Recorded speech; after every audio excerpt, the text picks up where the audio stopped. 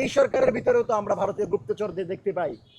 আমরা দেখেছি সংসদীয় কমিটির বৈঠকে তারা যে আন্দোলনের মাধ্যমে আজকের এই সংসদে গেল, শিলং থেকে এসে যারা আজকে সংসদে ঢুকে গেল, সেই ভাইয়েরা এখন জুলাই সনদের অধ্যাদেশ বাতিল করতে চায়।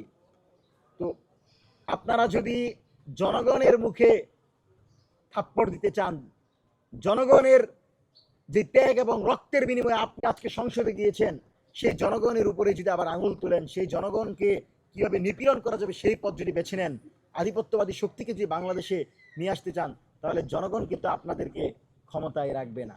এই জনগণ জেনে গেছে যে তাদেরকে আমরা ক্ষমতায় রাখবো যারা আমার প্রতিনিধি হয়ে বাংলাদেশের কামার কুমার জেলে চাষা মেহনতি মানুষের প্রতিনিধি হয়ে সংসদে কথা বলতে পারবে।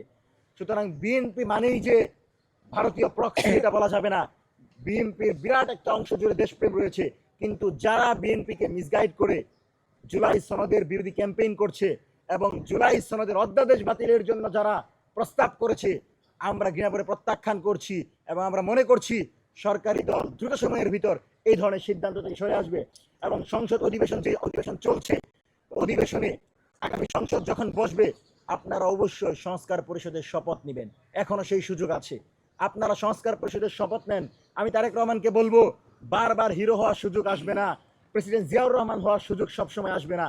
আপনার এই সুযোগ, আপনি যদি জুলাইয়ের হত্যাকারীদের বিচার নিশ্চিত করতে পারেন, উসমান হাদি হত্যাকারীদের বিচার নিশ্চিত করতে পারেন, গুম খুনের বিচার করতে পারেন, বাংলাদেশের বহুমুখী গণতন্ত্রের প্রবর্তন করতে পারেন, তাহলে আগামীর বাংলাদেশে আপনি কিন্তু একটি আধিপত্যবাদ বিরোধী লড়াই অগ্রসৈনিক হিসেবে, প্রতিকৃতি হিসাবে, একজন পায়োনিয়ার হিসেবে থেকে যাবেন। কিন্তু আপনি যদি তার বিপরীতে গিয়ে ভয় ভীতিকে পুঁজি করে অথবা ভারতীয় কোনো দালালদের খপ্পরে পড়ে ভিন্ন মত সিদ্ধান্তে নেন, জনরায়ের বিপরীতে পদক্ষেপ নেন, আমি মনে করি বিএনপির ভবিষ্যৎ তাহলে অন্ধকারের দিকে ধাবিত হবে। আপনারা সেদিকে যাবেন না।